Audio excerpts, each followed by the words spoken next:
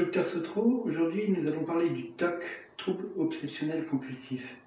Vous avez écrit deux livres que moi j'ai trouvé particulièrement intéressants et importants dans le cadre du trouble obsessionnel compulsif.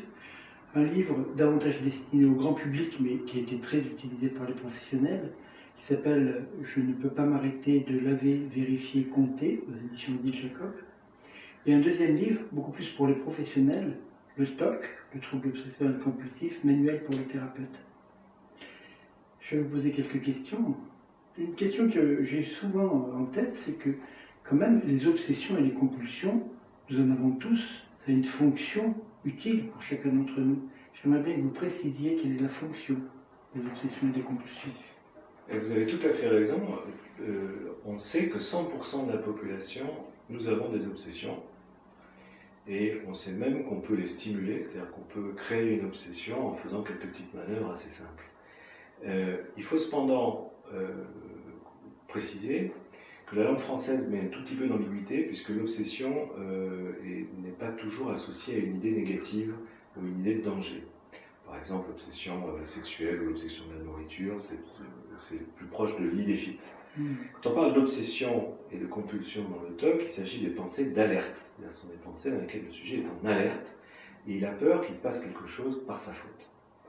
Il a peur de commettre un acte grave s'il ne fait pas attention. Et donc, commettre un acte grave s'il ne fait pas attention, ça signifie que l'obsession sert en fait à la mise en sécurité du sujet, de sa famille, de ses proches, et donc finalement, au fil des millions d'années de l'évolution, la mise en sécurité de l'espèce humaine. Donc la fonction a effectivement une utilité indéniable, et c'est pour ça que nous avons tous des obsessions qui nous mettent en sécurité. Ces obsessions sont, pour simplifier, de 4 types. Nous essayons de garder un état de propreté et un état de salubrité de la contamination. Ce sont les obsessions de souille. On essaie de garder les choses ordonnées et exactes. C'est des obsessions d'erreur, pas de peur de commettre une erreur. On essaie de ne pas provoquer le malheur par mégarde, soit par des pensées négatives, par exemple très à table, le noir, le passer sous une échelle, ou bien par des pensées scandaleuses, dire des choses scandaleuses, dont le plus connu évidemment de blasphémer. Et le pire de ces pensées négatives qui amènent à commettre un acte grave, c'est la peur d'avoir un acte physique grave et de faire du mal aux êtres chers. Donc c'est ce que nous faisons tous. Par exemple, nous nous lavons les mains, parfois sans avoir une réelle souillure ou une contamination, juste parce qu'on se sent sale, et on prend cette habitude depuis l'enfance. Par exemple, il est tout à fait normal de vérifier quand on part de chez soi, de vérifier la porte d'entrée un peu plus parce qu'on va être absent plusieurs jours. Par exemple, on évite de dire des choses scandaleuses ou blasphématoires, donc je ne vais pas le dire devant vous parce que ça pourrait stimuler l'obsession chez vous. Mais par exemple, on sait que quand on est à côté d'un être cher, alors qu'on n'est pas plus maladroit que quand on n'était pas à côté de l'être cher, on évite d'avoir des objets dangereux près de nous, particulièrement dangereux, où on évite d'être trop près d'un précipice, d'une falaise ou du fleuve ou d'un pont, au cas où subitement la présence de l'être cher ferait qu'on ferait n'importe quoi. Donc ça, ce sont des obsessions tout à fait normales qui nous aident à nous protéger, à remettre les choses en ordre et à rester propres et sans danger pour nous et nos chers.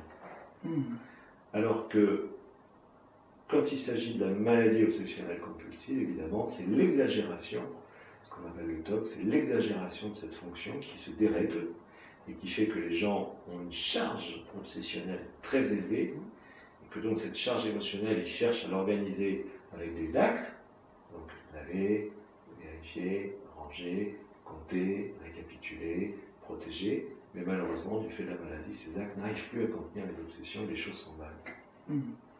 Donc là, c'est un point qui m'intéresse particulièrement. Finalement, les obsessions, les compulsions ont une fonction de mise en sécurité.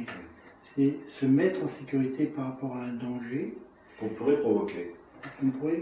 Que je pourrais provoquer si jamais j'ai une obsession. C'est la grande différence avec les phobies. Les gens confondent toujours les phobies et les obsessions. Dans les phobies, le danger est extérieur. Il suffit de me protéger de l'extérieur, je n'ai plus de problème. Si je suis phobique des ascenseurs, il n'y a pas d'ascenseur, je n'ai pas de problème. Tandis que dans les obsessions, c'est moi qui provoque le danger, c'est-à-dire c'est moi qui oublie de fermer qui a mal lavé, qui a mal manipulé un objet dangereux ou qui a dit des choses qui sont graves et qui vont avoir des conséquences. C'est moi l'auteur et donc je ne peux pas me protéger de moi et donc je vais avoir des actes qui cherchent à me protéger. C'est ça, je cherche à me protéger ou protéger mes proches et si je ne le fais pas, je suis responsable ou coupable. Exactement. C'est un point très important parce que finalement, ça sort le trouble obsessionnel compulsif des troubles anxieux. Absolument, et c'est l'apport récent qui était attendu depuis une dizaine d'années, qui a dit que comme les obsessions-compulsions, donc là on parle de la maladie obsessionnelle compulsive, plus du tout des obsessions normales, qu'on appelle le trouble obsessionnel compulsif, qu'on appelle maintenant le TOC, puisque maintenant le TOC, TEC, est rentré dans le dictionnaire français, donc c'est une abréviation qui est d'usage courant, et bien dans ce TOC il y a ce débordement, et ce débordement entraîne la souffrance. Donc ça c'est ce deuxième point, vous précédez ma question, c'est quand commence la maladie? Alors le problème c'est que c'est un continuum, c'est-à-dire qu'on comprend bien qu'au début c'est utile, les gens qui sont trop peu obsessionnels sont des gens désordonnés, qui perdent, qui font des actes, qui ont des conséquences, qui mettent du désordre, qui amènent de la complexité de la vie. Ensuite il y a des obsessions qui sont adaptées à un individu dans cette période actuelle.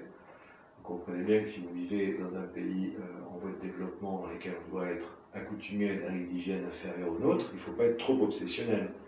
Quelqu'un de normalement maniaque, on va dire, sur la propreté, va être très très en difficulté s'il applique les mêmes règles dans un pays en voie de développement. Donc on comprend que le degré d'obsessionnalité est aussi adapté au cadre de vie et à la culture.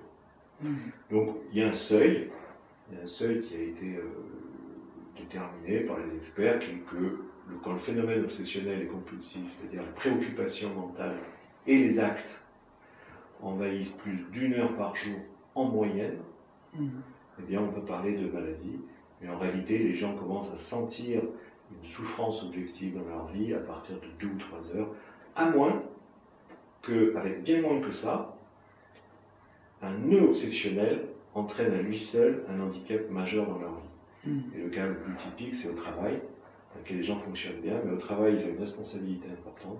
Et là, il y a un nœud obsessionnel qui fait que tout à coup, ils ne peuvent plus évoluer dans leur travail. Et ils ont l'illusion, malheureusement, de croire que le retrait du travail va les guérir, alors qu'en fait, le retrait du travail va les aggraver. Donc la souffrance est liée à la quantité de temps que prend la maladie, d'un côté, ou bien ce que la maladie empêche de faire au niveau du travail ou dans la vie courante.